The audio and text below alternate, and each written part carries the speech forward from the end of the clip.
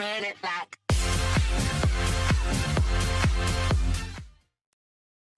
Assalamualaikum warahmatullahi wabarakatuh. Subhanal khair, kaifa halukum? Bagaimana kabar anak-anakku sekalian kelas 6? Sehat semuanya? Alhamdulillah. Ya, pada kesempatan kali ini kita akan mempelajari atau membahas tentang pelajaran informatika.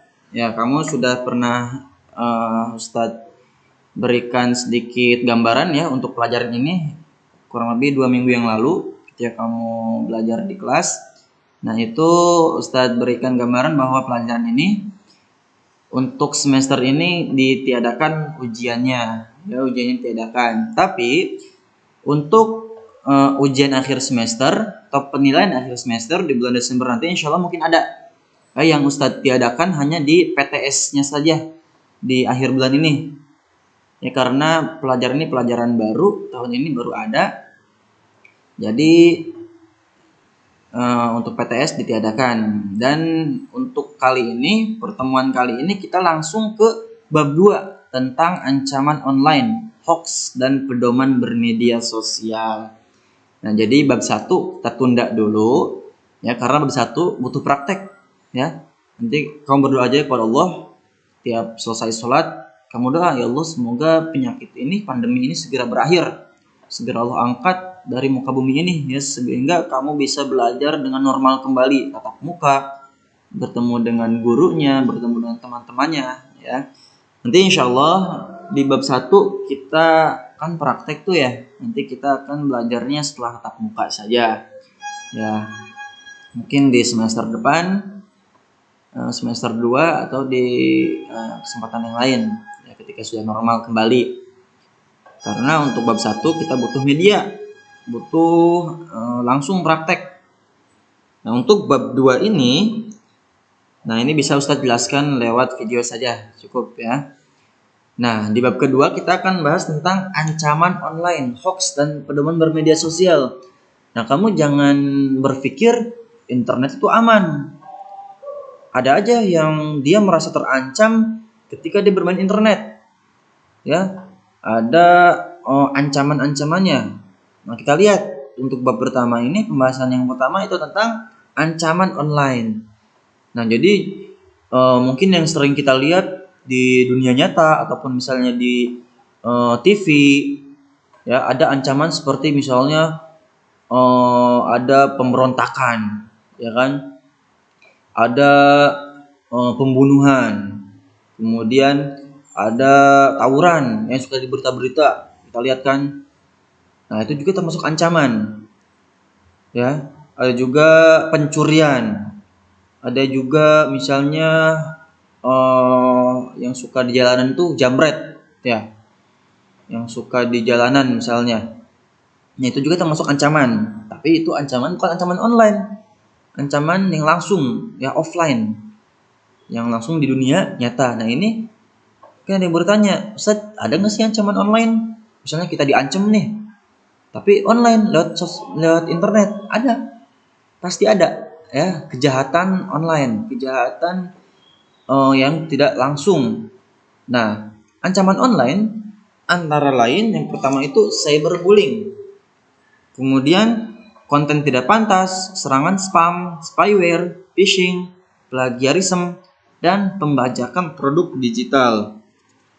Nah, karena emang internet itu mempunyai dampak yang positif dan juga negatif ya. Mungkin positifnya itu internet dapat mengasah kreativitas dan pengembangan keterampilan ya kan, bisa membuat konten, itu termasuk daripada positifnya internet. Kemudian berkomunikasi juga mungkin lebih gampang. Kamu ada saudara jauh misalnya, yang Jakarta punya saudara di Jawa misalnya, di Jawa Timur, Jawa Tengah, Jawa Barat misalnya, kan jauh ya. Nah, itu bisa berkomunikasi internet lebih mudah. Nah, itu termasuk daripada sisi positifnya internet.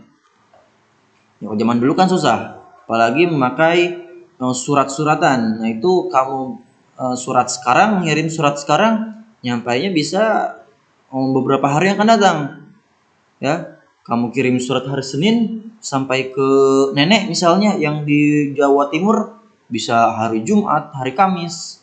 Nah, nenek mengirim balik misalnya suratnya lewat kantor pos hari Jumat, sampai ke kamu bisa hari Selasa, Minggu. Nah, kan itu dengan adanya internet, hari itu juga, waktu itu juga, detik itu juga bisa langsung tersampaikan. Bahkan bisa juga video call ya.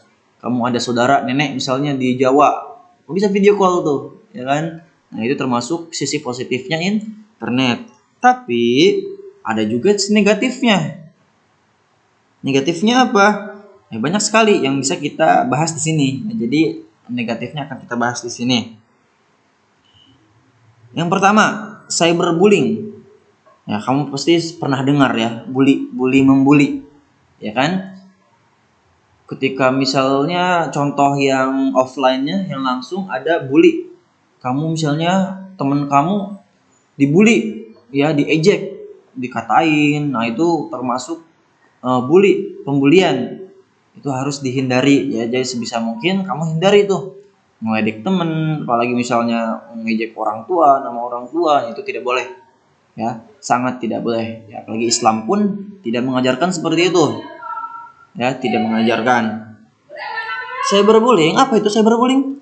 Cyberbullying atau perundungan siber adalah bentuk kekerasan yang dilakukan secara online atau melalui telepon seluler oleh orang lain. Jadi kekerasan di sini bukan secara fisik, ya, bisa dia menyerang mentalnya, ya, meledek tapi lewat online misalnya. Ya kan, kalau misalnya di nyata itu kan kamu ngeledek misalnya, tapi itu nggak boleh ya. Kamu ngeledek, kemudian ngejek temennya, itu kan online nyata. Tapi ini offline, maaf. Tadi offline secara nyata kan, kalau ini secara online. Tidak nyata, tidak langsung. Bentuknya pun bermacam-macam. Bisa menyebarkan isu-isu palsu, hoax ya. Mengunggah foto-foto yang mengganggu kenyamanan orang lain, ancaman hingga tindakan pemerasan. Nah, jika kamu mendapat ancaman cyberbullying, ada beberapa hal yang bisa kamu lakukan. Yang pertama, jangan merespons. Jangan respon tuh, misalnya kamu dibully sama orang lain di media sosial, udah diamin aja. Ya, karena memang si pelaku itu yang ngebully kamu itu, dia itu mengharapkan reaksi dari kamu. Nah, semakin kamu bereaksi, dia semakin senang. Karena emang tujuannya seperti itu. Misalnya, ada si A mengirimkan ancaman lewat online ke kamu. Nah, kamu diam aja udah cukup. Nah, itu si A pun akan, ya udahlah, ya kan dia juga nggak ngerespon, ya udah seperti itu, ya. Jadi kamu nggak usah merespon, karena ketika kamu respon maka dia akan merasa senang. Wah, dia ngerespon nih, wah seru nih, ya kan, makin tuh makin dibully. Ya seperti itu. Ya, pokoknya ketika ada yang ngebully lewat internet, kamu diemin aja, ya, jangan dibalas. Yang kedua, jangan membalas aksi pelakunya. Tadi ya masih masuk ke yang pertama, gak usah dibalas, udah diemin aja, ya, karena itu memang itu termasuk tujuan dia. Ketika misalnya dia bully kamu dan kamu pun membalas, nah kamu juga termasuk pelakunya, ya kan? Misal kamu dibully sama orang lain, kamu kepancing tuh emosinya misalnya, nggak sabar, marah misalnya kan. Nah, itu emang tujuan dia tuh pengen ngebully kamu. Kamu terpancing, kamu ikutan ngebully. Nah, kamu juga termasuk pelaku di situ, bukan korban lagi. Ya, ketika dikasuskan pun kamu termasuk pelaku di situ. Ya, jadi jangan dibalas, cukup diamkan saja. Selanjutnya, bicara pada orang yang dipercaya seperti orang tua dan guru. Ya itu pasti ya, harus. Ketika ada yang negatif di internet, kamu lapor langsung ke orang tua. Nah, orang tua pasti paham. Ya, ada hal yang baik dan yang buruk, pasti orang tua paham. Oh, ini pasti orang tua menyarankan udah nggak usah direspon, biarin aja, diem aja, ya. Atau misalnya lagi di sekolah, lapor ke guru, boleh. Ya, pasti guru pun akan menyarankan hal yang baik. Selanjutnya, menyimpan barang bukti. Untuk apa? Nah, itu untuk bukti ketika kamu misalnya lebih parah dibulinya, itu kamu simpan, melaporkan ke pihak berwajib. Polisi misalnya. Nanti polisi akan bertindak mencari si pelaku. Kalau misalnya kamu nggak ada bukti, nah itu polisi pun akan bingung memprosesnya. Nah, maka ketika ada bulian segala macam itu boleh di screenshot, contohnya misal direkam. Nah, itu menjadi bahan bukti ketika kamu melaporkan ke polisi misalnya.